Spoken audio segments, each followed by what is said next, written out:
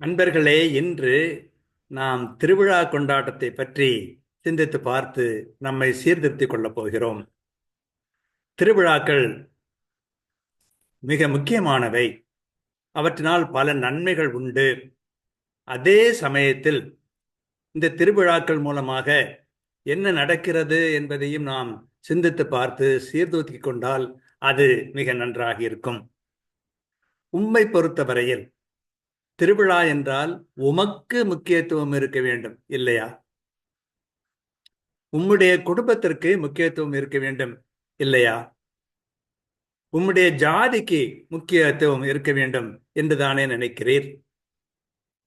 உம்முடைய திருவிழா கொண்டாட்டத்திலே உம்மை பொறுத்தவரையிலே கடவுளுக்கு முக்கியத்துவம் உண்டா?